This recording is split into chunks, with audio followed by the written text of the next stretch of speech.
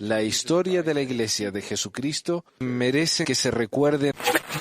Pesquisas. Mormonas.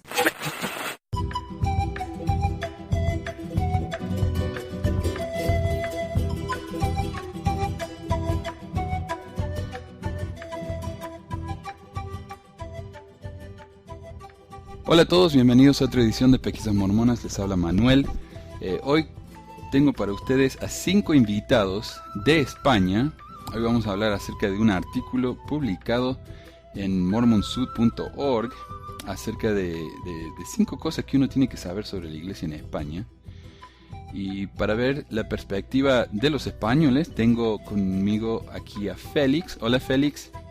Hola, buenas tardes. ¿De dónde nos llamas, Félix? Llamo desde Ponferrada, en la provincia de León, en la comunidad autónoma de Castilla y León, en el noroeste de España. Noroeste, ok. Diana, hola Diana. Hola, buenas tardes. ¿Y de dónde nos llamas, Diana? Bueno, yo soy de Santander, es la comunidad de Cantabria, en el norte. ¿Estás en el norte, en el medio del norte o cerca de Félix? Sí, hacia la mitad, más o menos, del Cantábrico. Está bien. Tenemos a David. Hola David. Hola, buenas tardes. ¿Y vos, David, dónde nos llamas? Llamo desde Zaragoza. Está en la parte norte de España, más hacia el este. Ok, entonces el norte de España bien cubierto. Sí, de momento el norte lo tenemos ya cubierto. Bien ahí. También tenemos a Susana. Hola Susana. Hola, buenas tardes. Y Susana nos llama de una isla, ¿no? Sí, vivo en una de las 7 islas de las Islas Canarias, allí en pleno Atlántico, cerca de África. Ok. Y eso entonces está más sur, ¿verdad? Sí. No, es que nosotros no pertenecemos a la península ibérica, somos 7 islas que estamos en el Atlántico, cerca de Marruecos y pertenecemos a España. Hay 2 provincias, la provincia de Tenerife y la provincia de Las Palmas. Yo estoy en la provincia de Las Palmas, que ahí está Las Palmas, Fuerteventura y Lanzarote. Y ya no digo más. No digas más, está bien. Así no te descubren los del FBI. Y tenemos también a Manuela. Hola. Hola, yo estoy en Toledo, pues en el centro de España, muy cerquita de Madrid, a unos 100 kilómetros. Y pertenece a la comunidad autónoma de Castilla-La Mancha. Es como la tierra de Don Quijote de la Mancha. Eso os pasa. Qué bien. Qué lindo. Entonces estamos bien cubriendo ahí el mapa de España, me parece. Más tendiendo para el norte, pero está bien. Y tenemos aquí 5 puntos en este artículo. Así que yo les había propuesto es que cada uno leyera un punto. Y a medida que ustedes tienen algo para comentar, simplemente lo agreguen, ¿no? Me parece que eso sería suficiente. Yo voy a empezar con como la introducción. Dice: las ciudades de España tienen vivas historias llenas de culturas luchadoras, obras de arte religiosas e impresionantes ruinas cubiertas de viñedos y arena. Y mientras innumerables visitantes llegan a experimentar los ricos tesoros y patrimonios de España, los miembros de la Iglesia de Jesucristo de los Santos de los Últimos Días en España saben que sus verdaderos tesoros son las bendiciones del Evangelio y que su verdadera herencia proviene de una fuente divina. Aquí hay 5 cosas que debes saber sobre la iglesia en ese país. Así que, Félix, ¿nos podrías empezar con el punto número 1? Sí. España no fue dedicada para la predicación del Evangelio hasta 1969. A pesar del crecimiento temprano de la iglesia en los países europeos vecinos, no fue sino hasta mediados de los años 60 que el Evangelio comenzó a arraigarse entre los españoles. Durante ese tiempo, José María Oliveira se interesó por la iglesia después de que comenzó a salir con Patricia Wright Graff, una estadounidense mormona que vivía en Madrid con su hermano. Asistieron a la iglesia junto con los militares allí, y en 1966 él fue bautizado. Se casaron y comenzaron a compartir el Evangelio con sus amigos y vecinos. Mi padre, Juan Ventura, fue el primer converso en España en la era moderna, dice Peter Ventura. Fue bautizado en 1952 y conoció la iglesia gracias a marineros estadounidenses en Barcelona, España. Fue a Marsella, Francia, para el bautismo porque fue golpeado y encarcelado por su pertenencia a la Iglesia a principios de 1954. Huyó de España a Francia. ¿Y qué pasó en España en 54 que Bueno, lo golpearon por ser mormón? lo que sucede es que estamos hablando de una época en la que había una dictadura franquista, entonces era bastante complicado pertenecer a cualquier religión que no fuera la Iglesia Católica, ¿no? Aparte de eso yo creo que, bueno, más adelante lo vamos a poder comprobar, que eso influye decisivamente en que muchas de las personas no quieran saber demasiado acerca de la religión. Hay anécdotas como que, por ejemplo, si tú no ibas a misa los domingos, pues incluso la Guardia Civil en los pueblos te podían ir a buscar a casa. La Iglesia tenía un poder en España muy, muy fuerte. La Iglesia Católica. Y todavía tiene. Sí, en cierto sentido todavía influye bastante. No, gracias a Dios no tanto, bueno, o a quien sea. Gracias a Dios. Esperemos que a Elohim no. Está bien. Pero en 1952 es muy tardío, o sea, la iglesia ha estado, al menos en Inglaterra, desde los comienzos, de allá de los 1830. Se tardaron como 120 años en llegar, a cruzar el charco, ¿no? A España. Sí, hay una cosa interesante en este ámbito que no se habla en este artículo. Sí habla sobre la iglesia que fue dedicada hasta 1969, pero realmente el primer miembro que hubo, y fue alguien decisivo para el tema de la traducción del libro de Mormón español, himnos, etcétera, fue un hombre que se llamó Melitón González Trejo. ¿Vale? Entonces este hombre se hizo miembro en Gibraltar. Gibraltar era un militar, de hecho, era un militar que además estuvo en la guerra de Filipinas. Exacto. Entonces, a raíz de este hombre también la iglesia en Estados Unidos tuvo el privilegio de tener escrituras en habla latina, en habla española y demás, ¿vale? Hombre, yo recuerdo así las primeras traducciones, porque luego hubo algunas correcciones en los himnarios, y había himnarios que sonaban muy divertidos, ¿no? Por ejemplo, había partes que a lo mejor decía condones de amor. Y claro, sí, o esto en el de bandera alto y te hizo en alta cúspide el A, y decías concho, ¿y esto? O sea, sí que hubo correcciones, todavía hay algunas cosas que me parecen, a ver, tiene su mérito, entrando ya desde el punto de vista de que era el primero en traducir, pero había cosas que te daban la risa, ¿no? En las traducciones que había. Sí, lo que iba a comentar es que, bueno, en la historia de España siempre ha sido muy católica. Ten en cuenta que aquí tuvimos la Santa Inquisición y todo lo demás. Espera, perdón, es que tengo un pequeño problema de 12 meses. Tienes tu socio ahí. Perdón. No, ya está bien. Ya lo solucioné.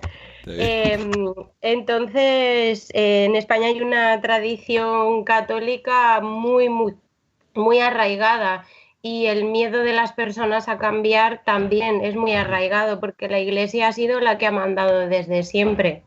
Entonces, bueno, pues eso es lo que ocurrió a la hora de introducir el Evangelio aquí, que la gente fue bastante reacia. Ok.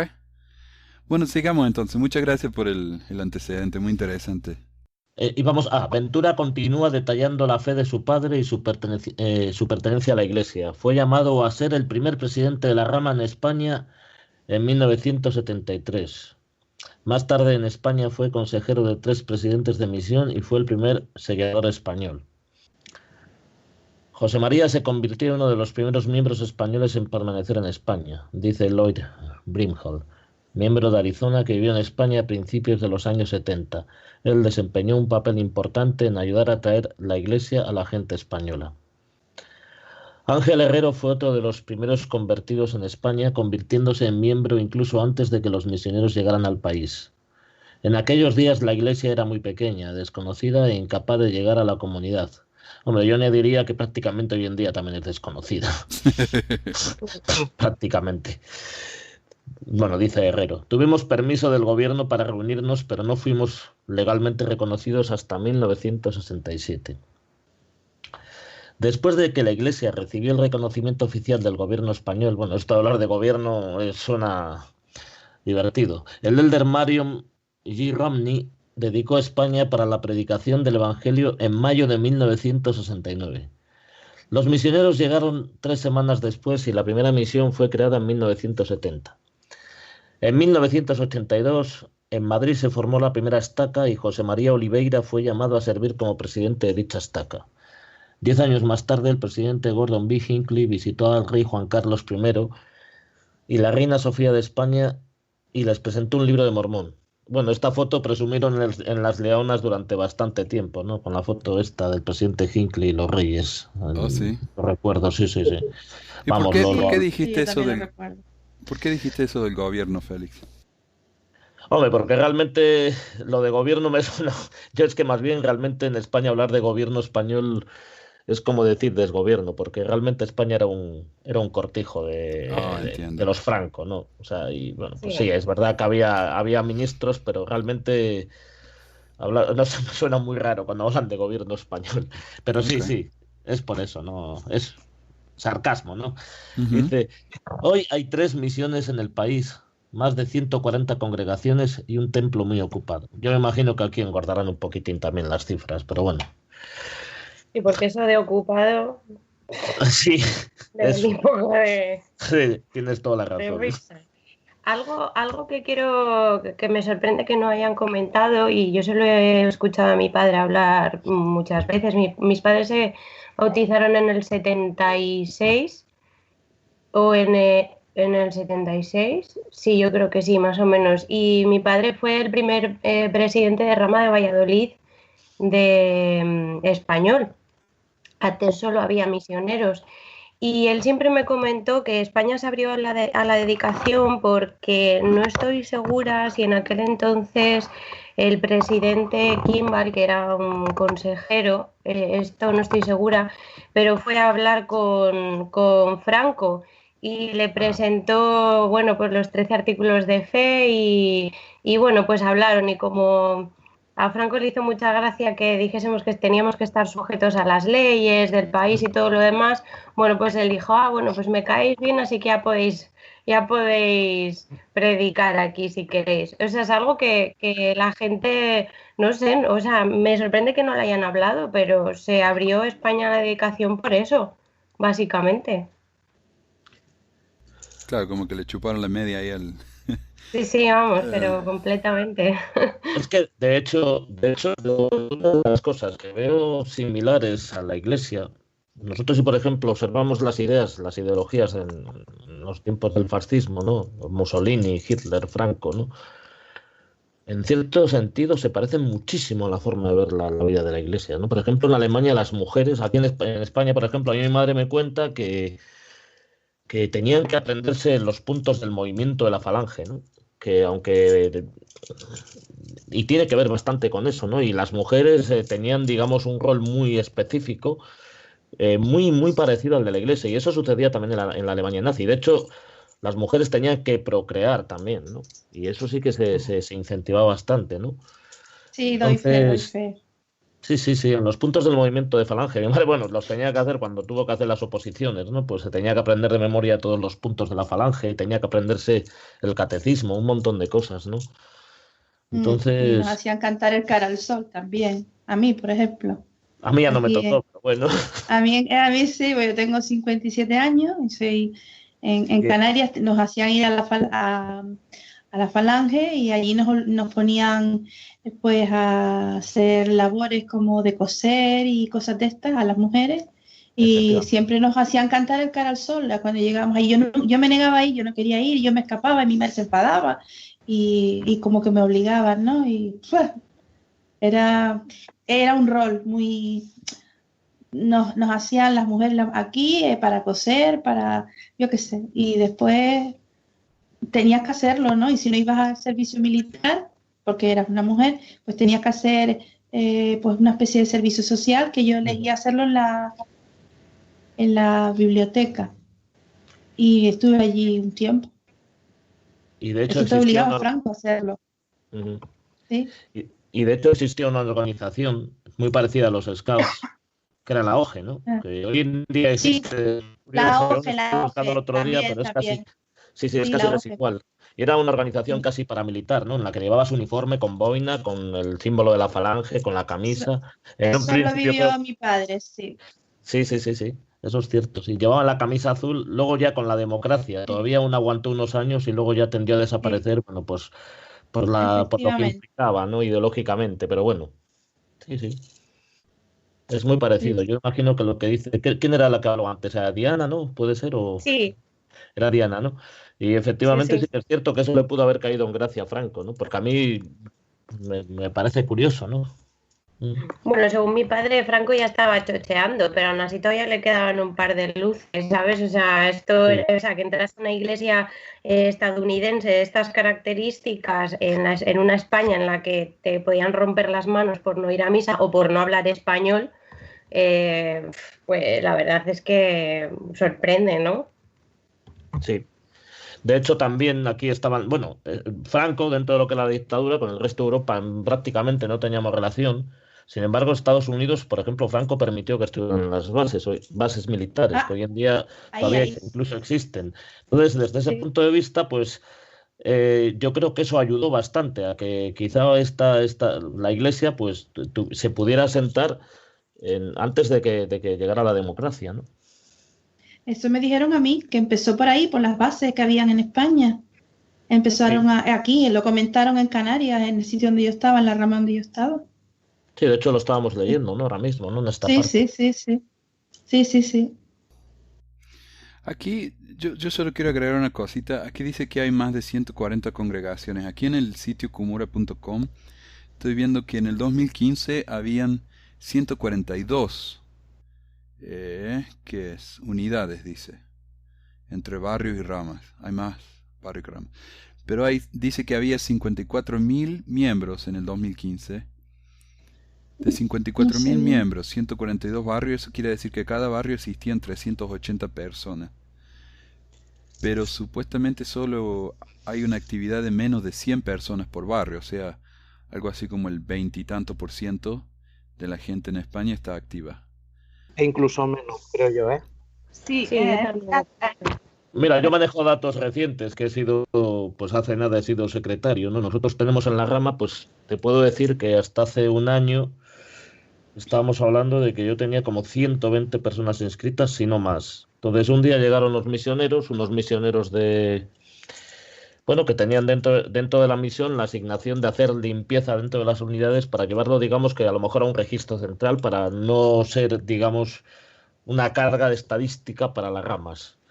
Digamos que se pagaron bastantes nombres. Ahora mismo la asistencia, por ejemplo, está en 18. Yo lo sé porque, bueno, yo me llevo bien con uno de los consejeros. De hecho, me llevo tan bien que yo le he hablado de todo esto y él ya llevaba bastante tiempo sin pagar el diezmo. Él es una persona muy mayor. Es una persona que, bueno, también con una serie de carencias, pero a quien, bueno, yo también es cierto que creo que no le viene mal que pueda estar en la iglesia desde el punto de vista, y él no paga el diezmo, y le dije, mira, macho, tú no pagues el diezmo. Y él me hablaba de esto, ¿no? De que la asistencia, por ejemplo, el año pasado estaba en torno a los 30 y ahora está en torno a los 18. O sea, 18 en todo el barrio, 18%. Que lo que dice David es cierto, ¿no? Que un 20%, pues vamos a ser un poco amables y le dejamos el 20%, no hace falta ni para ti ni para mí, ¿no? Pero sí, o sea, de los 54.000 que pueda haber, pues es que eso se queda en prácticamente menos de 10.000 personas, claro. Y es que quiero hacer un inciso, es bestial en algunos barrios. Yo en la misión abrí el área de Benidorm y recuerdo que nos dieron la lista del barrio porque se las pedimos y bueno, era como 600 y pico personas inscritas. Y es una rama que ha desaparecido. De hecho, ahora se ha cerrado porque cuando nosotros íbamos eran menos de 25 personas asistiendo. En verano un poquito más porque siempre van, bueno, pues los escoceses, ingleses y tal de vacaciones allí, pero asistentes así, o sea, pagadores de diezmos, que es lo que cuentan, 25 personas, de 600 y pico personas inscritas. Wow. Es una barbaridad, ¿eh? Es una barbaridad. Sí, pero en todos los barrios era algo parecido. Había barrios grandes y tal, pero era una barbaridad. 300, 400, 500 personas inscritas. En Valladolid, en torno a las 500 personas. Es increíble. Increíble. Ahora No, me parece interesante también el tema que viene, el punto número 2, porque me parece que es muy relevante para el tema este de los números. Y no sé, ¿a quién le gustaría? Este es bien cortito. Diana, ¿te gustaría leerlo? Sí, yo misma, yo Ok. misma. A ver, durante los últimos 50 años el Evangelio se ha vuelto más aceptado por los inmigrantes provenientes de otros países de habla hispana que por los nativos españoles. Nos gusta decir que tenemos una mini Naciones Unidas en nuestro barrio con 21 nacionalidades diferentes que logran funcionar, compartir, enseñar y crecer juntos, dice Benito. Bueno, esto me hace mucha gracia, perdón. Conocí a gente de 64 países diferentes, mientras que en España, dice Jenny Perkins, que regresó de la misión de Barcelona. Tener tantos miembros de varios países ha fortalecido significativamente las apuestas de Sion en esta parte del mundo. ¿Y cómo será eso, no? O sea, a mí me gusta cuando dicen cosas así tan generales, pero no tienen ningún sentido. O sea, ¿por qué? ¿Por qué tener gente de tantos países fortalece? O sea, no es algo malo, no creo que sea No algo es malo, malo, pero, pero es que no es pero verdad. ¿cómo fortalece las apuestas de Sion? no, efectivamente, no es verdad. Eso no es verdad. Es que no es verdad. Y de hecho creaba bastante conflicto incluso. Este punto es bastante curioso. De hecho, yo soy hijo de padres colombianos.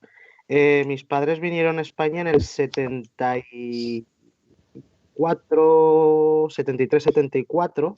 Mi padre nunca ha sido miembro, pero mi madre sí. De hecho, el tema este de las nacionalidades es curioso porque son gente que está más dispuesta a escuchar y unirse a un tipo de congregación de religioso, ¿no? Entonces es gente bastante más humilde. Ten en cuenta que el español en sí somos muy, muy, muy, muy tradicional. Y bueno, yo me considero español porque he nacido aquí, me he criado aquí. Y los españoles son muy, muy, muy tradicionalistas. Y cuanto más al sur vas, más yo hice la misión en Andalucía y yo noté un cambio brutal, ¿no? En el tipo de gente. El hecho de tener la tradición, yo soy católico apostólico romano porque es lo que me han enseñado y es lo que voy a ser hasta el día que me muera y tal, ¿no? Entonces, la comunidad latina es muy diferente en ese sentido y es lo que realmente es lo que más abunda aquí en España y es lo que está sacando realmente la iglesia adelante aquí, ¿eh? Porque los españoles, los de toda la vida, pues muchísimos se han ido, otros no quieren saber nada. Y es lo que decía Diana, que tenían un listado en su área de 600 personas y activas pagadoras de diezmos 25 o 30. Eso te lo encuentras en cualquier rama de España, ¿eh?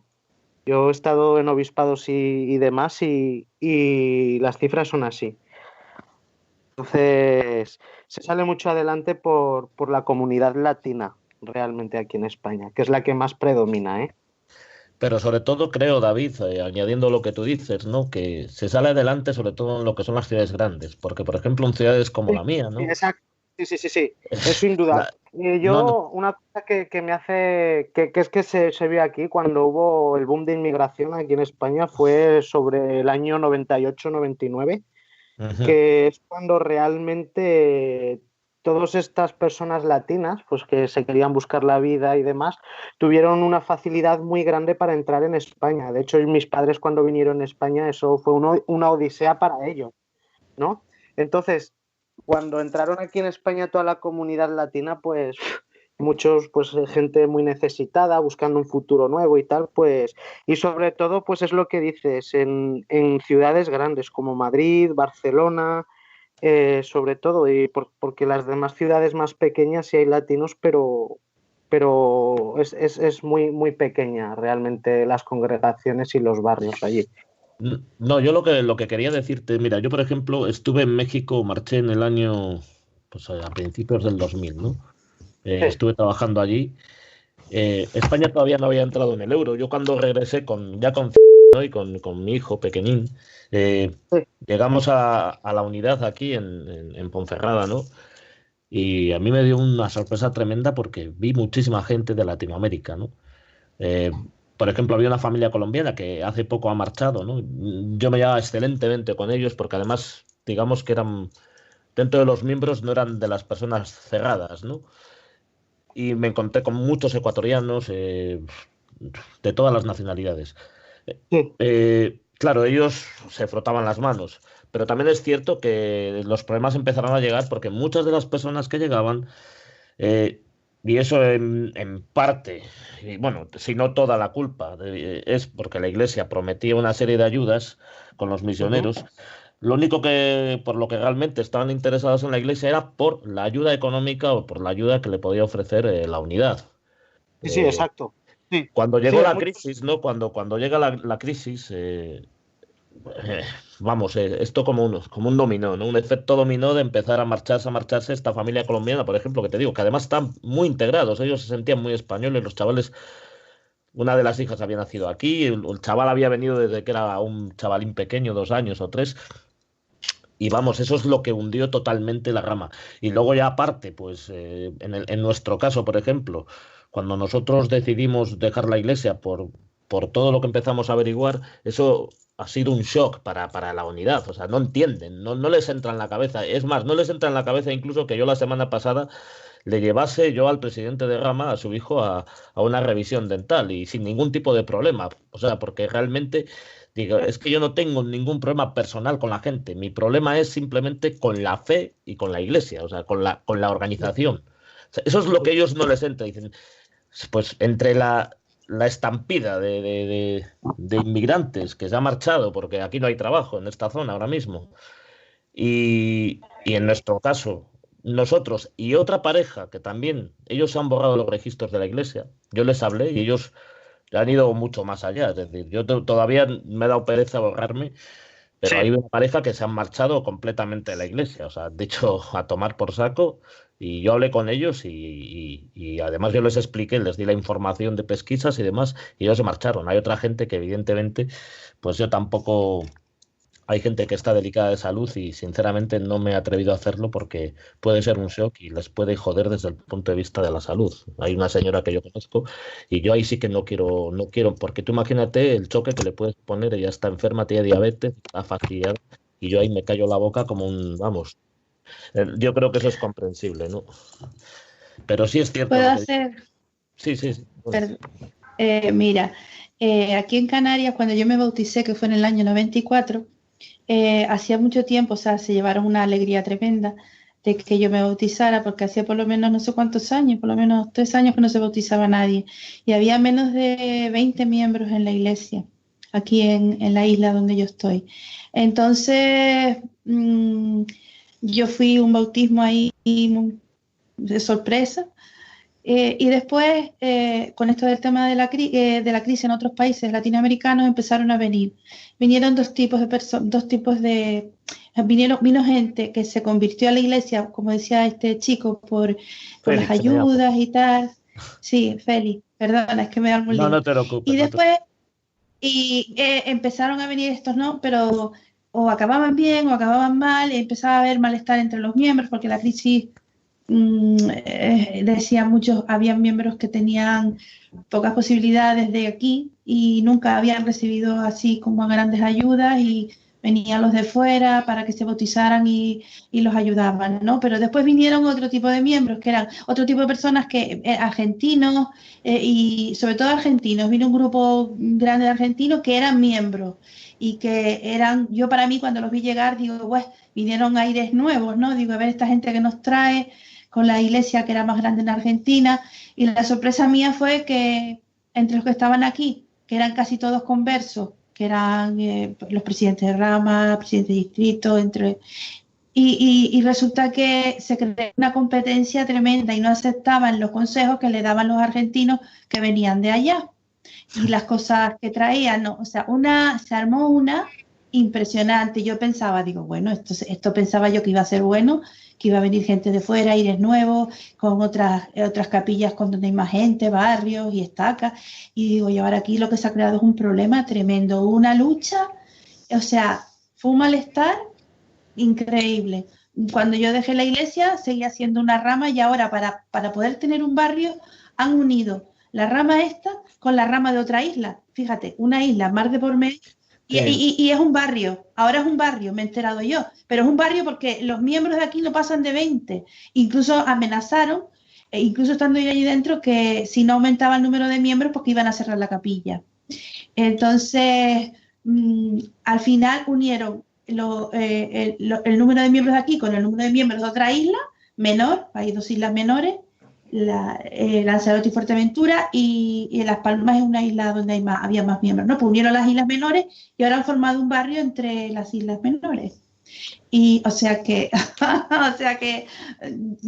no sé, la rama sigue estando más o menos por ahí, 20 y pico, 20 y algo, se reproducen entre ellos, los niños son los que van creciendo, los niños han crecido, yo los conocí chiquititos, ahora han tenido más hijos, y así, la iglesia ha crecido dentro de ella, más que porque vengan gente de fuera y que se bauticen, ¿entiendes? Se bautizan de forma así esporádica, y los inmigrantes que estuvieron aquí argentinos, a excepción de una familia que se inactivó, ese señor fue presidente de Rama, y los otros se fueron fuera a la península porque no aguantaban aquí la rivalidad y los problemas que tenían con los miembros de aquí, o sea, los líderes de aquí.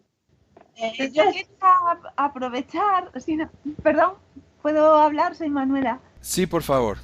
Sí, mira, es que quería aprovechar ahora que Susana retomó un poquito el tema de eso, de cuando ya se bautizó, del número de miembros, un poquito el tema del que ya se había hablado antes. Y es que quería comentaros que, por ejemplo, en mi caso, en Orense, bueno, está al norte, en Galicia, al norte de España, allí fue donde yo conocí la iglesia, donde yo me bauticé, pues hace unos 20 años.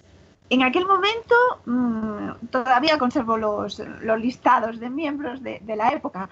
Y quería decir, por ejemplo, había un total de 76 miembros en la rama, que yo no conocía pues a casi nadie porque estaban casi todos inactivos. Había como 15 personas activas. De esas personas, solamente 3 eran extranjeros en aquel momento. Eso, hace como 20 años. Otro punto que también conozco un poquitín, que es la rama de Vigo. En la rama de Vigo, pues algo semejante, es que al final se repite por toda España o por todo el mundo lo mismo, ¿no? El tema de inflar el listado de miembros. Porque creo que una de las cosas fundamentales es que la gente se bautiza y después no nos borramos de los listados, no renunciamos a la iglesia, normalmente dejamos de asistir y ya está. Y la iglesia sigue utilizando esos listados como ahora dicen, pues no estadísticas. Las estadísticas, muchas gracias. ¿Verdad? Pues, por ejemplo, que os iba a comentar, en la rama de Vigo,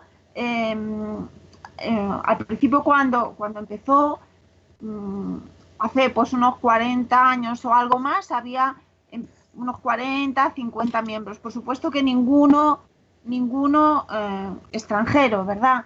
Y esos son los activos, la gente activa, aunque en los listados pues siempre pues lo mismo, 250, 300 personas. Y eso se mantuvo durante muchos años hasta que empezó a venir gente extranjera. Entonces, pues como en casi todos los sitios, pues aumentó muchísimo por el año 2000, un poquito antes, con una asistencia de 100, 150 personas y muchísimas más personas en los listados, ¿verdad? Venían sobre todo de Uruguay, Argentina y Colombia, porque aquí también depende de la zona de España, pues también se nota más la inmigración de unos lugares o de otros, ¿verdad? Y aquí en Toledo, que es lo que tengo más conocimiento, cuando me vine para aquí, en el 97 asistíamos como unas 10, 12 personas y todos éramos españoles, eran además solamente una familia que tenía varios hijos y familias españolas. Y igualmente, en el 2008, pues ahí el listado de miembros pasó a ser a 164 en listado, pero después activos, pues éramos, pues eso, muchísimos menos. Y eso que en aquel momento yo creo que fue el mejor momento de la iglesia aquí, asistían unos 70, 80, sí que se podían considerar como miembros activos. y la inmensa mayoría ya en ese momento eran extranjeros, sobre todo de Ecuador y de Chile especialmente.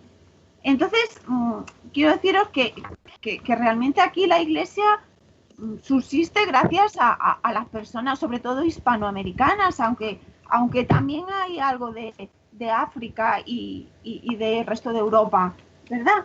Mira, de países del este también, sí. Exactamente, sí. Muchas exactamente. Gracias. De Bulgaria, de Rumanía, sí que es cierto. Y vamos, es que, pero bueno, en estos casos, los de los países del este, ¿no?, que se bautizan, yo lo que he visto es, a ver, hay excepciones, lógicamente, sí que hay alguna excepción, pero normalmente la gente se bautiza la semana siguiente y ya no vienen. Sí. Perdona, Manuela, sigue tú, disculpa. No. Quería apuntar una cosita que, bueno, estuve leyéndome parte de estos días de, bueno, una tesis de una persona que es mormona, activa, una tesis doctoral que hizo para la universidad. Entonces, algunos de los datos que da, entre, bueno, muchos y muy interesantes, la verdad, es que dice que en el 2012, por ejemplo, solo una quinta parte de las personas que se bautizan son españolas.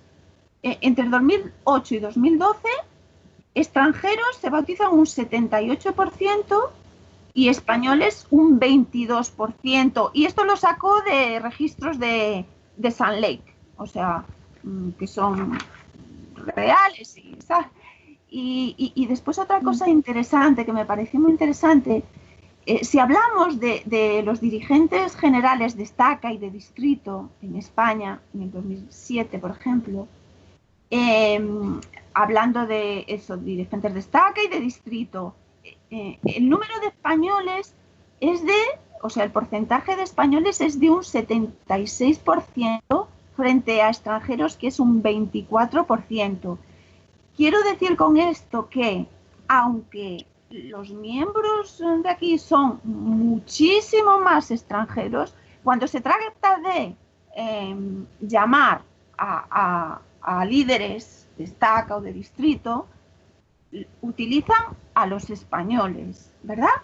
Salvo en los barrios y ramas, o sea, en lugares más chiquititos, que la única forma, o sea, tampoco encuentran tanto español, quiero decir, ahí acuden más a los extranjeros porque son los que realmente sostienen las capillas y si hay algún español lo utilizan para ser el presidente del distrito, el presidente de eso, a niveles como más altos, entre comillas, dentro de la iglesia, ¿verdad? Sí. Tienes toda la razón, Manuela. A ver, sí que es cierto que, por ejemplo, en cierto sentido, yo cuando he leído el manual de instrucciones de la iglesia, pues hasta cierto punto tiene su lógica desde el punto de vista de que un líder español conoce más la situación política, la situación en cuanto a, por ejemplo, cultural, ayudas, pero yo sí que es cierto que he visto racismo y xenofobia con gente extranjera. Y además que lo puedo decir aquí de primera mano en el distrito que tenemos aquí, el distrito de León. Y ha habido racismo. Además, a mí me han contado hasta insultos hacia... Nosotros tuvimos un presidente de distrito y él era negro y ha tenido problemas de trato por su color. Y es una de las personas, yo ya te digo que con él mantengo amistad pese a todo. Él es ahora presidente de Rama y él ha sufrido trato de racismo, sí. Quiero hacer una pregunta desde el punto de vista cultural de la iglesia. Yo en los países en los que estuve, Argentina no tiene una cultura muy muy fuerte de la iglesia, a pesar de que está hace mucho, pero en Chile he notado que la iglesia es más grande ahí y la gente que realmente se bautiza y está ahí por un tiempo, que no se inactivan inmediatamente, sino que realmente creen, se dedican a full a la iglesia. O sea, son prácticamente muy fanáticos. Y acá cuando estoy en Utah hay gente de todos los países, ¿no? Yo veo mucha gente de México, por supuesto, pero también hay colombianos, venezolanos, y yo veo que es lo mismo. En la cultura latina, cuando un miembro se une a la iglesia, es como que se forma inmediatamente parte de su identidad, y parte de esa identidad es casi como convertirse en estadounidense. ¿no? Empiezan a hablar casi como estadounidenses, llevan ropa. Sí, es verdad, sí. Yo no sé, ¿eso se ve en España o hay una cultura arraigada de la iglesia en España que pase eso? Mucho, Sí, mucho. sí.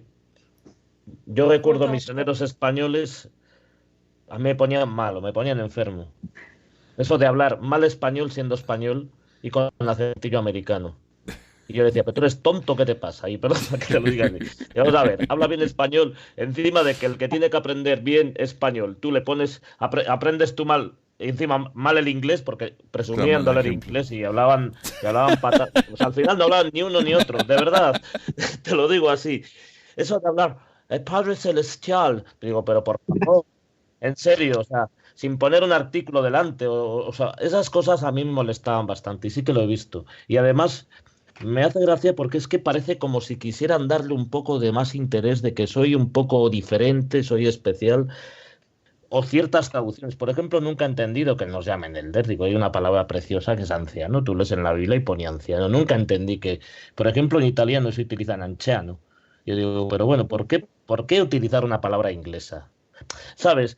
Al final sí que es cierto. O sea, incluso eso yo creo que no dejaba en buen lugar a la iglesia, la imagen de la iglesia, ya desde el punto de vista Puedo de que hacer- se interesa la imagen. Perdón. no, quería comentar algo. En cuanto a lo de Chile, yo conocí a una misionera que hizo la misión en Chile, ¿no? En la época que yo me había bautizado, ella ya estaba casada aquí, tenía hijos y me contó que su misión en Chile fue una maravilla. ¿Y qué pasó? Que el dictador, que en esa época era Pinochet, apoyó mucho a la iglesia. Y allí, por eso la Lo iglesia metieron la tía, lo metió la tía. o sea que ella me contaba que estaban muy respetados allá en Chile y creció mucho la iglesia por el apoyo que tenía por parte del gobierno de Pinochet, que era otra dictadura. Y ella comenta pues maravillas del tiempo que estuvo en Chile.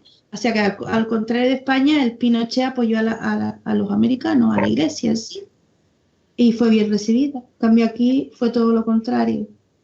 Por eso quizás ha crecido tanto, no sé. Yo lo otro que vi es que en Chile también ahí tenían una escuela de la iglesia, tenían un coro muy grande que hacía giras Sí. internacionales en Chile y tenían a un Sí. músico de la iglesia de acá de Estados Unidos que iba y les ayudaba a hacer los arreglos. O sea, eran eh, estaban muy envueltos en el tema de la iglesia. Era más que una iglesia, era como un club social que era muy una gran parte de sus vidas, ¿no? Y yo no sé si Pero era creían por eso. realmente, pero también es una falta de educación sobre la iglesia. Mucho de la doctrina no saben, pero si uno habla mal del profeta, por ejemplo, es una mala palabra. Es casi una adoración, no al hombre. O sea, es una fe muy superficial, pero que a la misma vez es muy fuerte. O sea, no sé si se entiende. Yo lo que veo Opino. es que es más que nada que la gente necesita, y además es hoy en día algo que ya no solo a nivel de la iglesia o de la religión, hoy en día existe una falta de sinónimo de pertenencia, ¿no? Antes Ujú. la gente, en los tiempos antiguos, tenía la tribu, ¿no? O sea, iba a guerrear. Hoy en día la gente utiliza la religión, la política o el fútbol, ¿no? O sea, Sí. necesito algo a lo que pertenezca, una identidad propia, y muchas de las personas, a ver, dentro de las características de la gente que se bautiza aquí, dentro de las características españoles, o gente que en un momento determinado ha pasado por una mala situación sentimental, personal, de familia, una desestructuración familiar, o gente que tiene directamente, pues necesita eh, un tratamiento psiquiátrico, incluso ha habido gente con tratamientos psiquiátricos, o directamente gente que es rechazada básicamente por la sociedad.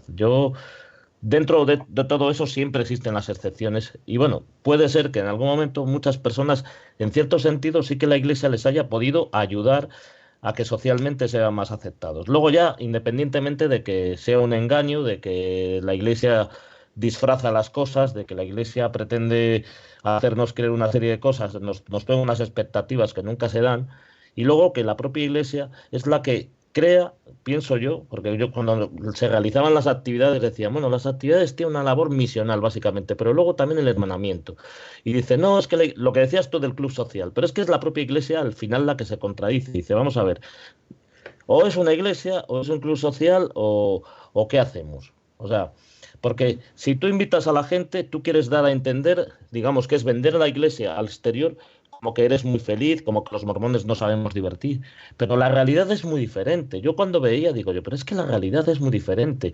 Y a mí eso durante años, antes de que encontraba pesquisas, yo me sentía solo, porque ni siquiera yo esto se lo contaba a mi esposa, ¿no? Yo me sentía solo porque me sentía deprimido. O sea, había una parte de mí que veía, digo, es que esto, o sea, yo digo, joder, me voy a condenar, no quiero ir al reino celestial, me decía yo a mí mismo, ¿no? Digo, paso, me da igual ir a otro, pero yo me quiero sentir bien. Y yo no me sentía libre.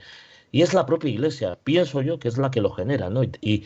Incluso yo se lo decía el otro día a mi esposa, decía, digo, mira, he conocido casi más mormones de fuera gracias a un grupo mormón que a la iglesia, porque ni siquiera te llevabas con ellos. Es más, a veces había como una situación de roce, como de este tío quién es, este tío raro, o sea, o de juzgar a la gente y decir, yo soy mejor santo de los últimos días, que de una manera inconsciente, ¿sabes? Bueno, es que la iglesia también es, la iglesia es tan chica en esos países, yo noté que como al ser tan chica es como una familia y hay mucho chisme, hay mucho conflicto, ¿no? Acá la iglesia es tan grande que a veces uno va al mismo barrio por 20 años y conoce a la mitad nomás. Pero yo creo que eso también tiene mucho que ver. Pero también de lo que estoy escuchando cuando dice acá el artículo tener tantos miembros de varios países ha fortalecido significativamente las apuestas de Sion en esta parte del mundo. Tiene razón entonces, porque son los únicos que son los únicos que van. Sí, pero no. Sí, pero no. Es que Efectivamente. Es que bueno, yo he vivido en México 3 años, ¿no? Y he estado también en los Estados Unidos, he servido la misión en España, entonces he conocido muchos barrios y sinceramente es eso, o sea, es que es una mentira como una casa grande. La cultura que tenemos en España choca completamente con la cultura de la gente de Latinoamérica. Y ha habido un choque tan grande y sigue habiéndolo porque en mi barrio de hecho estas navidades casi ha habido un golpe de estado, por decirlo de alguna forma, porque parte de los miembros que eran latinos querían tener una pachanga y el obispo, que es español, dijo que no, que nada de pachanga, que se iba a hacer algo espiritual. Y hubo, o sea, un choque, te lo juro, tan grande, y es simplemente por la cultura. O sea, no me vendas la moto de que, ay, qué bonito es tener gente de tantos países, necesitamos las diferencias. Es mentira. Además, esta chica que dice que necesitamos las diferencias la conozco yo y es que ya sé quién es. Es lo malo de España, que nos conocemos todos al final, o bueno, por otra parte. Pero que es que no me venden la moto, que ha habido muchos problemas y lo sigue habiendo, porque es que la gente cuando viene o cuando yo he ido a otro país, yo voy como española, no voy como miembro de la iglesia. La iglesia es muy diferente por la cultura. O sea, no es una cultura, una única cultura. Es lo que quieren, que tengamos una unimente, pero no la tenemos, somos diferentes. Y, o sea, no, eso que están contando ahí no es verdad, básicamente. O sea, no es tan bonito como lo pintan. Y a ser posible una unimente liberal conservadora. O sea, dicen que no se meten en política, pero luego de una manera indirecta, a mí eso también me quemaba bastante, ¿no? Siendo activo, yo digo, vamos a ver, ¿por qué dicen que...? O sea, yo prefiero que sean honestos, diga, mira, nosotros somos de estas ideas. Pero vamos a ver, es que dicen, no, nosotros no. Pero luego, por otra parte, en los manuales siempre te la soltaban de que si tenías determinadas formas de pensar, que había que mirar a ver la recomendación del templo. Eso a mí me lo han dicho, ¿eh? Me lo ha dicho un líder. O sea, eso de la unicultura, o sea, eso estoy de acuerdo con ella. Realmente quieren llevarnos a un terreno en el que todos pensemos así. O sea, y básicamente una cultura americana, liberal conservadora, republicana recalcitrante, a ser posible. Y, perdona, somos españoles, tú eres argentino en tu caso, la otra será chilena, el otro será mexicano, y tendrá cosas dentro de su cultura que son buenas. Luego dicen, no, nos queremos quedar con lo mejor de cada cultura. No, quieres cambiar a la gente. Y yo lo veo así. Y a mí eso me molestaba bastante siendo activo. Yo decía, pero vamos a ver, o sea, ¿por qué tenemos, o sea, a mí me gusta el idioma inglés, pero yo tendré que defender el idioma español y tendré que hablar español correctamente y si hablo inglés mejor y si hablo francés mejor. Lo que no puede ser es que creemos una aculturación al final en la que parezca que el idioma oficial de la Iglesia es el inglés. No, perdona, el idioma oficial de la Iglesia no habrá idioma oficial, será el idioma, se supone que serán todos los idiomas de los miembros, pero no, hay un idioma oficial, ¿no? Sí, es verdad. En ese sentido, una de las cosas que a mí no me gustaba absolutamente nada era aquí había que celebrar el Halloween. En la capilla se celebraba el Halloween, se disfrazaban de cosas sanguinolentas, asquerositas, pero carnaval nunca se celebraba. O por ejemplo, otro punto, el tema de en todas las capillas hay que tocar los himnos con piano. Pues resulta que el piano será muy utilizado en Estados Unidos, pero aquí en España, pues a lo mejor se utiliza más la guitarra, que lo suyo, y no el piano. Y así, pues con mogollón de cosas, ¿sabes? Hay que celebrar el Día de los Pioneros. Bueno, eso más relacionado directamente con la... ¿Sabes cómo te digo? Pero el día, no sé, otro día de España, que no se me ocurre, no se celebra. Entonces es meter, queramos o no queramos, la cultura americana, totalmente, en muchos sentidos. Yo no sé si ustedes se dieron cuenta, pero en el himnario en inglés tiene el himno nacional de los Estados Unidos, sí. De la República. y el Y God America Save the Great, o America the America the Beautiful, Beautiful ¿no? y God Save the Queen, que es de Inglaterra. Y nada más, nada más. Aquí en el nuestro teníamos el de la República y yo cada vez que se ponían a cantarlo me ponía nerviosa. Digo, este himno, porque aquí cantan esto en la iglesia, aquí, a cuenta de que vienen a cantar esto, ¿no? Tendrías que ver lo que es acá el 4 de julio, que es el Día de la Independencia. Yo dejé de ir, porque cuando uno va a la iglesia el 4 de julio es todo de cómo este es el país de Dios, la tierra prometida. Bueno. Sí. Para morirse. Insoportable, realmente insoportable. A mí me tocó, mi primer domingo en los Estados Unidos fue el 4 de julio y yo miraba a todo el mundo diciendo, pero ¿dónde coño me habéis traído? Perdón por las palabras. ¿Pero dónde coño me habéis traído? Pero a ver, ¿qué pasa? Digo, esto no puede ser, o sea, ¿vamos a separar las cosas o qué es lo que pasa? Y ahí yo me sentí ofendida y ahí es donde empecé a ver yo muchas cosas que no me gustaba. En México me cambiaron mi apellido, de hecho. Me cambiaron mi apellido y fue un pollo bastante gordo que monté allí por cambiarme mi apellido y un pollo bastante gordo también que me montó la familia de mi marido. Y bueno, fue horroroso. Ya cuando vine aquí ya me cambié mi apellido en los registros, pero ahora me da igual. Sí, pero Esas Diana, cosas no lo aguanto. Diana, en ese sentido que acabas de decir, es que aquí también sale como muy cheap, por decirlo así, lo Sí. de españoles, o sea, somos españoles y familias que les encanta que se le llame a la hermana por el apellido del marido, que no es puedo verdad. con ello. En el templo, de hecho, las obreras llevan el apellido del marido. Y yo digo, pero vamos a ver, si yo tengo mi familia con lo bonito que es mi apellido, o sea, ¿por qué nadie dice que lo vais a cambiar? No cambiamos el apellido cuando nos casamos, seguimos con nuestro apellido de nuestro padre y de nuestra madre. Pues, ¿por qué lo vamos a cambiar en la iglesia? Sí, es que parece a que la tenemos gente no que se le adoptar. gustaba. Uy, qué va, Porque qué así va. lo hacen los gringos, por eso. Sí, parece que tenemos que adoptar todas las costumbres que vienen del otro lado del charco y a mí eso me repatea mucho. Mire, gente, hemos Una estado pregunta. hablando... Sí, dale. Es una pregunta. ¿En las capillas en Estados Unidos está la bandera americana? Afuera. Sí, afuera. Sí, Afuera. afuera, sí.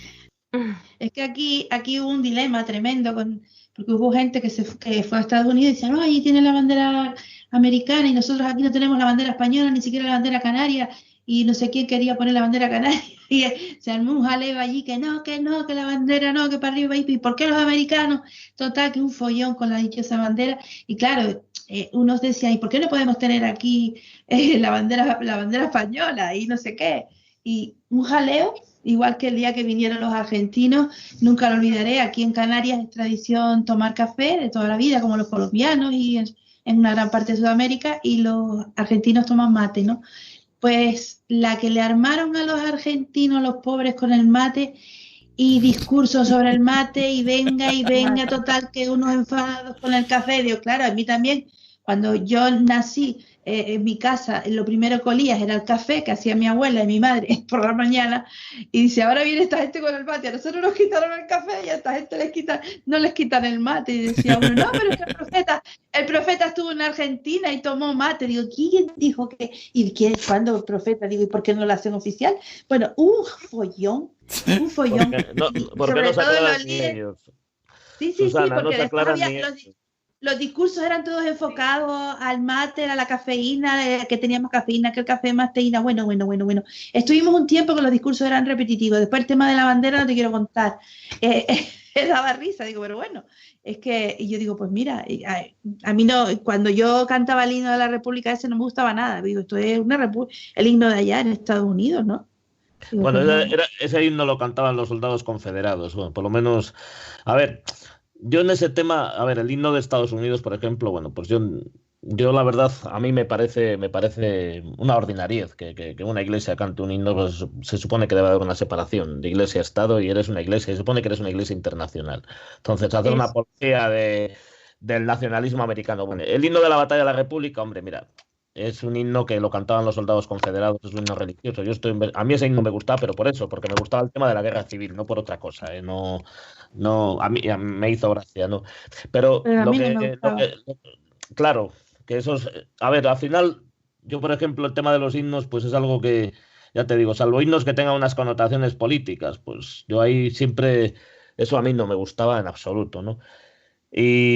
Y luego, por otra parte, lo que sucede en la iglesia, mira, es que muchas veces los líderes o los supuestos profetas estos, que no reciben ni revelación ni gaita y media, o sea, no reciben nada. Esta gente simplemente viven de ensayo-error, es decir, hay una metedura de pata en un sitio, pero vamos a crear una regla y una norma, y al final, en lugar de resolver el problema, lo que crean es un problema mucho mayor, que es de lo que básicamente históricamente está viviendo la iglesia. Es decir, no reciben ni revelación ni nada. Puede haber líderes inspirados, pero no desde el punto de vista de que sea el espíritu, sino personas que son sensatas, personas que en un momento determinado pueden tener buenas ideas, personas que tienen sentido común, y si te toca uno de esos, pues ole tus narices. El problema es que la iglesia, pues no es lo que dice ser, ni hay don de lenguas, ni revelación, ni nada de eso. Entonces, ¿qué es lo que pasa? Tienen que utilizar exactamente lo mismo que una empresa, es decir, reunirse en un consejo y tomar decisiones en función de lo que ellos saben. ¿Por qué? Pues porque se han dado cuenta de que los líderes o los supuestos profetas estos a lo largo de los siglos han metido muchas veces la pata, han dicho barbaridades que hoy en día no se sostienen por ningún sitio, y dicen, vamos a ser discretos, vamos a ver lo que decimos, porque luego esto hoy en día queda todo grabado. Y probablemente, pues yo no sé si desaparecerá, pero desde luego en España, en muchas de las ciudades de España, por ejemplo, en ciudades como en la que yo vivo, en León, en Ponferrada, en Palencia ya no hay rama, hubo rama, en muchas ciudades pequeñas va a desaparecer seguro. O sea, yo creo que la iglesia al final va a quedar en lo que es en Madrid, en Barcelona, en ciudades grandes donde se pueda mantener. Retomando un poquito lo que decía David ahora de que no existe revelación ni nada que se le parezca, sino sí. Soy Félix. Ah, perdona. No te preocupes. Estoy confundiendo en la voz y vale, Félix. Mira, una cosita que quería decir sobre la construcción, la elección de cuando eligieron el lugar para construir el templo en Madrid. Pues habla mucho sobre eso, los mormones, como pues eso, que fue una inspiración del profeta, pues sus oraciones, sus visitas a Madrid por 2 o 3 veces, y sintió que tenía que ser en ese lugar, ¿no? Yo creo que no es eso exactamente, ni nada que se parezca. Yo creo más bien que la elección de Madrid fue porque era un sitio estratégico realmente, porque está lo más cercano a Portugal, porque Exacto. este templo es para servir a Portugal, al sur de Francia y parte de Italia, y este, desde luego que es el sitio más céntrico. Y lo que decían antes de que el templo está muy ocupado, pues lo dirán ahora, porque la verdad es que en la época que yo estaba, que hace pocos años que me fui de la iglesia, nos decían que tenía muy poca asistencia, especialmente durante el fin de semana.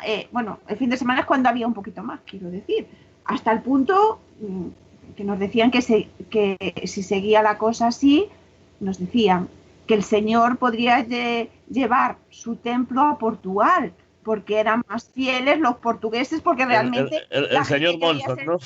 ¿Verdad? Porque la gente que ves en el templo el fin de semana, el sábado tal, la inmensa mayoría es gente de Portugal, esa es la pura realidad. Sí, y nos asustaban un poquito para que vayamos más y nos esforcemos más en ir al templo, ¿no?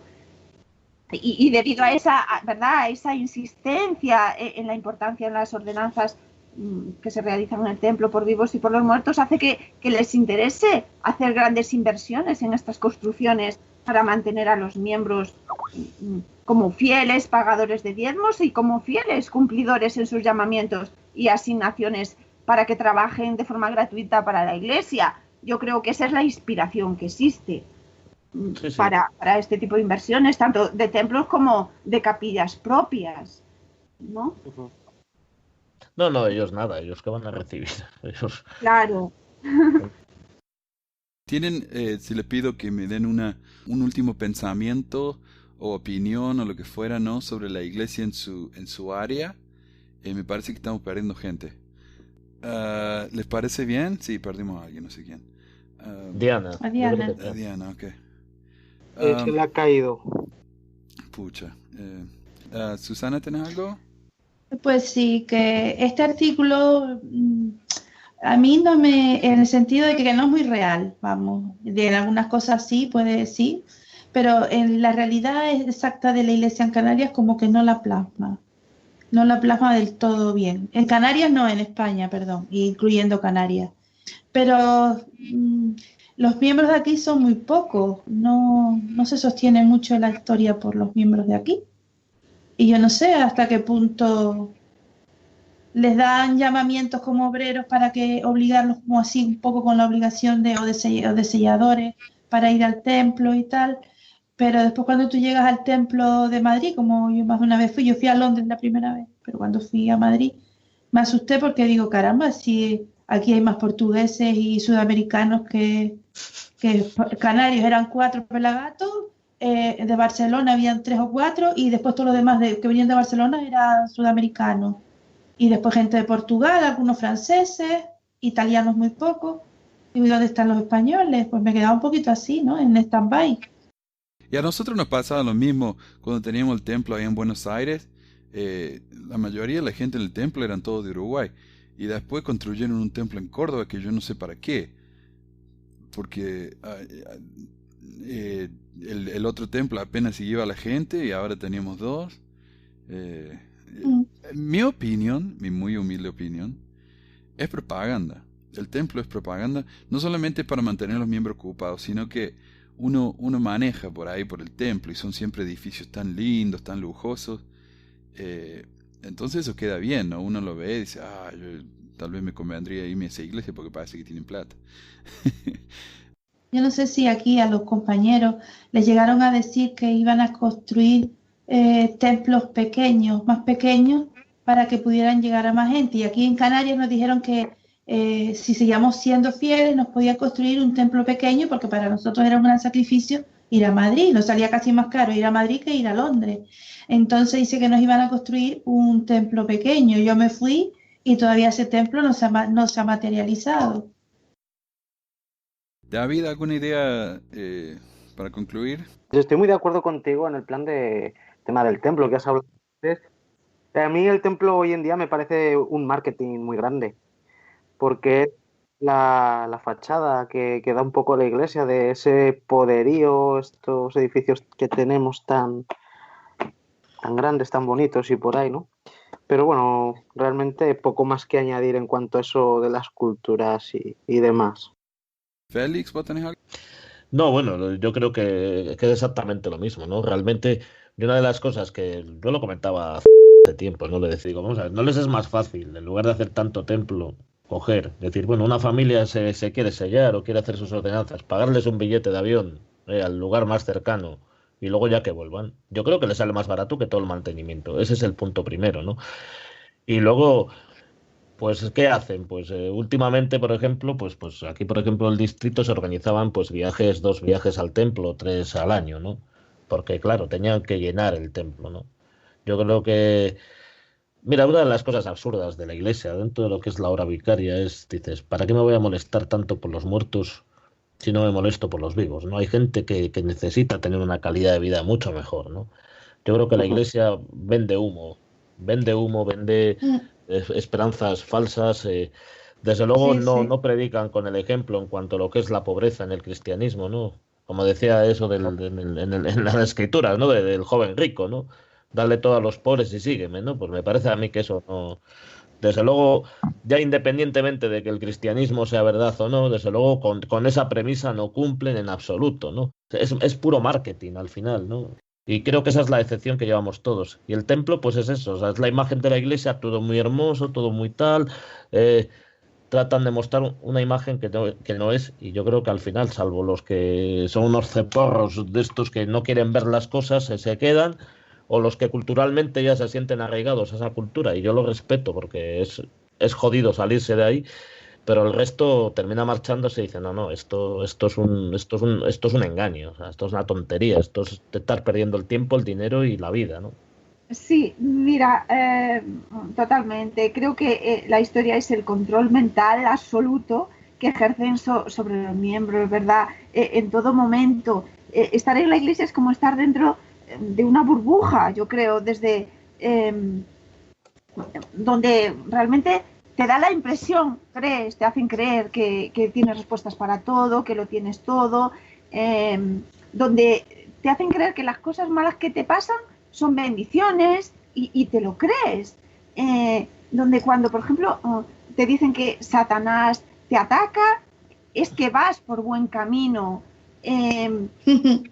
¿Verdad? Por ejemplo, yo recuerdo pues Sí, eso, planear ir al templo y pasa algo malo, pues el coche se estropea, discutes con tu marido y la cosa está chunga, pues entonces te esfuerzas y vas, aunque sea en el autobús o te coges un taxi y te vas al templo, sea como sea, o te vas a dedo, porque crees que si Satanás ataca, estás por buen camino, ¿verdad? Y están siempre con el mantra ese de que los sacrificios producen bendiciones del cielo, ¿verdad? Y así que nos pasamos la vida sacrificándonos y renunciando a las cosas que de verdad nos gusta hacer, aunque tienes tal control mental que piensas que lo único que te hace feliz es lo que ellos te dicen, ¿verdad? Casarte con un mormón, tener todos los hijos posibles y si no los tienes, te sientes mal por no tener 4, 5, como mínimo 6. Dedicarte en pleno a tu casa, ¿verdad? Nosotros como mujeres, ese es nuestro rol, según la Iglesia, a tu marido, a tus hijos, renunciar a una vida laboral y dedicar el poco tiempo libre que te queda ¿a qué? A trabajar gratuitamente para la iglesia, ¿verdad? Porque en la iglesia se te dan cargos con nombres rimbombantes que te suben la autoestima, ¿verdad? Te nombran presidenta, consejera, líder de no sé qué, de sociedad de socorro, ¿verdad? De maestras visitantes. Y entonces, aunque no te pagan económicamente, al revés, tú tienes que pagar aún encima. encima, todavía pagas. Yo quería hacer solamente un inciso, que la doble moral de la iglesia o la falsedad, ¿no? A nosotros, bueno, el otro día en Pesquisa pusieron un vídeo sobre cómo trabajan allí de forma voluntaria en Estados Unidos para crear productos que mandan a los países subdesarrollados, y que la iglesia contribuye con Cáritas Internacional, etcétera, etcétera, etcétera, ¿no? Siempre han hecho esa propaganda. Entonces, cuando llegó la crisis aquí a España, inclusive también a Canarias, que empezaron todos los sudamericanos que habían venido aquí, cuando había trabajo aquí, empezaron a emigrar. pues la iglesia empezó que la dificultad la teníamos los miembros de aquí, ¿no? Con problemas de trabajo, igual que ahora los españoles que están pasándolo mal.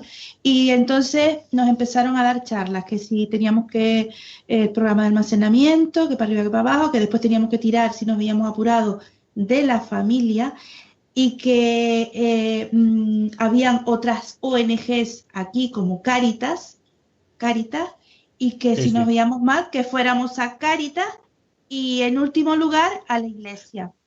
Y ahí yo me empecé a dar cuenta, digo, pero qué locura es esta. Entonces nos decían que fueran a Cáritas.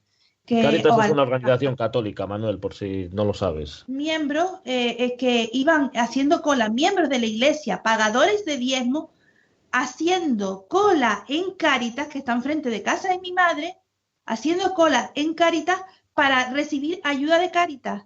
Y yo me daba coraje, digo, o sea, incluso me daba coraje hasta del propio miembro, porque mi marido se ponía y dice, que no, eso no lo puedo ver yo, eso no se te ocurra. Digo, nosotros estaremos pasando mal, pero no, mi marido nunca fue miembro, ¿no? Pero él le reconciliaba que ciertos miembros que iban a Cáritas venían, dice, no, si quiere, venían venía el coche de Cáritas a la iglesia, a la rama, a repartir alimentos. ¿Entienden ustedes? A las personas que estaban allí pagando diezmo. O sea, es que yo, o sea, y nos decían, no, es que el profeta fue a Guatemala, y en Guatemala, que hubo un terremoto tremendo y no sé qué, no sé cuánto, no me acuerdo ya ni cuándo fue, dice, le dijo a los miembros que si querían salir del apuro en que estaban pasando, que pagaran sus diezmos. Digo, pero ¿cómo van a pagar sus diezmos si los pobres se han quedado en la nada? Es que esto es irrisorio, pues no. Aquí si quieres cobrar una ayuda de la iglesia o lo que fuera, pues tenías que ser un miembro fiel, no sé cuánto, no sé qué, 20.000 historias. Y yo he conocido gente que no tenía para comer, y porque pagaba una señora que pagaba muy poco, ganaba muy poco, y tenía que diezmar para que le dieran una ayuda. Y mientras tanto, entre lo que llegaba la ayuda de la iglesia, y digo, mientras tanto, esta mujer ¿cómo come? O sea, salía de nuestros bolsillos, ¿entiendes? Salía de nuestros bolsillos. Y yo decía, ¿qué esto qué es? Una vez vino una avalancha de migrantes, nunca lo olvidaré en mi vida. Llegaron una avalancha de migrantes de las pateras que venían de África. Se nos llenó, o sea, la plaza de la iglesia, alrededor de la iglesia, eran inmigrantes desnutridos, y el pueblo aquí no daba vío. Entonces el cura católico salió pidiendo ayuda al pueblo, ¿no? Entonces mi madre, que es católica, me dijo, mira lo que está pasando. Otra miembro y yo fuimos a hablar con el presidente Rama, y nos dicen, le digo, mira que está pasando esto, el cura está pidiendo ayuda al pueblo porque se le va de las manos, las instituciones no, es mucha la gente que ha venido y están en malas condiciones. Y entonces el presidente Rama se negó automáticamente a que la iglesia diera ninguna ayuda. Y digo, ¿y esto por qué? Dice, porque hay que hacerlo a la manera del Señor. Y digo, ¿cuál es la manera del Señor? O sea, tenemos a la gente ahí muriéndose de hambre, con hipotermia, hechos polvo, nos están pidiendo ayuda. Pues fue el pueblo de aquí, los católicos, que se movilizaron de tal manera que ayudaron a toda esa gente. Y yo y otras más que nos dio vergüenza, pues hicimos lo que hicieron los católicos. Pero lo que fue el presidente Rama, todavía se solucionó el problema momentáneo, que fueron unos días puntuales, pero la iglesia nunca aportó nada. O sea, que es que eran los 2 o 3 miembros que aportaron ahí ayuda. Fuimos a la Cáritas Católica a dar comida porque nos daba vergüenza. Digo, pero ¿cuál es la manera del Señor? ¿Esto qué? Pues lo mismo pasó al revés ahora con el tema de esto de la crisis en España. Muchos miembros tuvieron que ir a Cáritas a pedir comida, y yo vi muchos argentinos que no tenían ni para comer, esperando a la ayuda de Cáritas. ¿Y qué hacíamos? Pues nosotros, los miembros, a la ayuda de la iglesia, como la ayuda de la iglesia no llegaba, pues nosotros teníamos que, de nuestra comida, salíamos porque no podíamos ver a esa gente así, y eran miembros que habían venido de Argentina y le estaban pasando realmente mal. Y no tenían ni siquiera un mendrugo de pan, solamente un poco de mate para echarse mate para poder aguantar. ¿Sabes que estaba investigando para el último video que hice? Fui al sitio de la iglesia. Tiene un sitio web que es para LDS de caridad, LDS Charities, y también tiene uno que es de filantropía. Y a mí me dio una risa porque tiene dice, bueno, el sitio de filantropía o el grupo de filantropía de la iglesia ayuda mucho. Ellos ayudan al LDS Charities, ayudan a Fondo Misional, construcción de templos, BYU Idaho, BYU Hawaii y LDS Business College. Digo, ¿y eso es filantropía? O sea, esto es filantropía. Un colegio privado, una universidad privada, eso no es filantropía, eso es una fábrica para hacer más mormones, ¿no? Efectivamente. A mí, vergüenza les tenía que dar, Manuel, porque mira, aquí hay una organización que se llama Mensajeros de la Paz, de un señor que se llama el Padre Ángel. Bueno, Manuela y Susana lo conocerán. Vergüenza les tenía que dar que este hombre esté cogiendo restaurantes en Madrid para que le den de comer a los necesitados. Así como te lo digo. Y aquí en el caso de mi localidad, tenían que acudir a los bancos de alimentos. La iglesia ni se mojaba. ¿Qué ejemplo es ese? ¿Qué ejemplo es ese el que estás?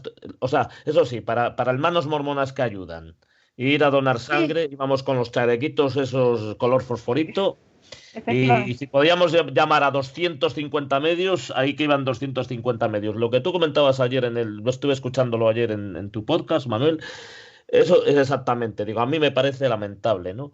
Que haya gente, y es más, yo te puedo contar aquí en España, yo leí un artículo en un periódico de aquí que se llama El País, de una azafata que daba de comer a pobres, que había sacado con su propio patrimonio personal en su piso, había metido a gente que había estado en la heroína, en la droga, incluso algunos la habían hasta robado. O sea, yo no digo que lleguemos a esos extremos, pero desde el punto de vista del cristianismo, tal como se entiende o como nos lo han hecho entender, esta mujer dice que hay mucha gente que daría la vida por ella porque lo sacó adelante. Yo digo, vamos a ver, en la iglesia con los medios que tiene, una de dos, tanta mala leche que hay, porque hay gente que realmente las circunstancias les llevan a hacer cosas malas. O sea, nadie confía en ellos y no levantan cabeza. Yo digo, esta gente que presumen de tanto amor cristiano y lo único que van es de trajes, de coros del tabernáculo, de tabernáculos de lujo, de edificios de lujo, de capillas de cara a la galería que luego están vacías. O sea, simplemente son edificios de piedra, nada más, porque su corazón es de piedra. O sea, simplemente valoran a las personas. Dicen, Dios es en potencia, todos son hijos de Dios.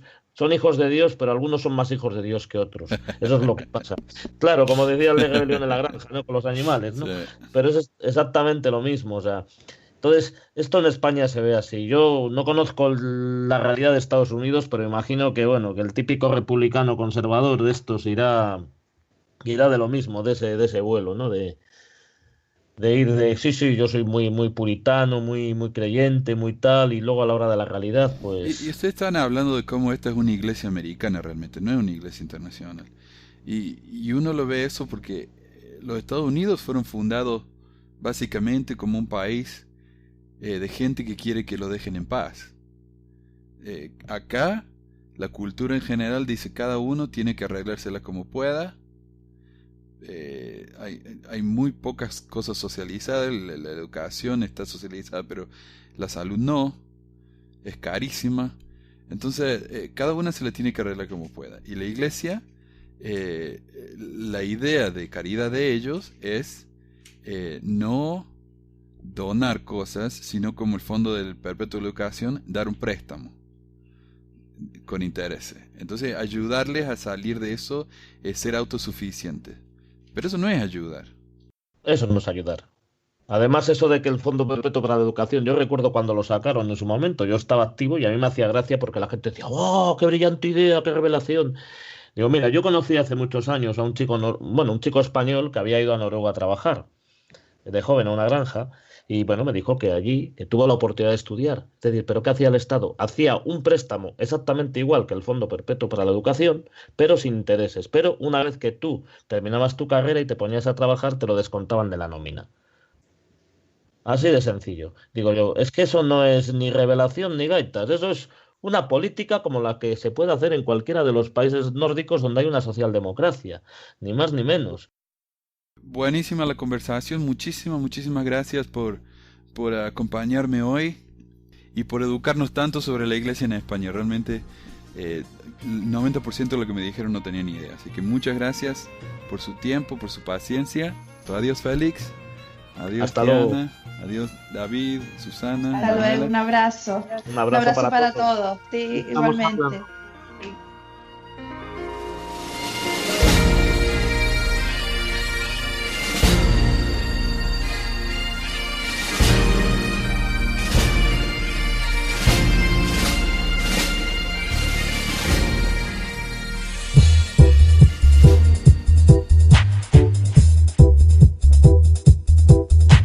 Gracias por escuchar esta edición de Pesquisas Mormonas. No se olvide de visitar nuestro website en pesquisasmormonas.com o pesmor.com y nuestro blog en pesquisasmormonas.org o pesmor.org. También tenemos un grupo de Facebook donde la discusión siempre es animada y si tiene un comentario, pregunta o hate mail puede enviarlo a manuel@pesquisasmormonas.com. Y si por alguna razón ha abandonado la iglesia y ya no sabe qué hacer con todos esos miles de dólares extras ahora que ya no paga el diezmo, le agradeceríamos si nos envía $1 o $2 por medio de Patreon en patreon.com/pesquisasmormonas o en paypal.me/pesquisasmormonas para ayudarnos a cubrir los gastos de domain y hosting del podcast. Muchas gracias de nuevo y hasta la próxima semana. La música del comienzo del podcast es la canción de la primaria Historias del Libro de Mormón por Clive Romney. La canción previa a esta es La Hora del Profeta del ex de Acevedo y esta es la versión de la banda Roosters de la canción de la primaria Palomitas de Maíz.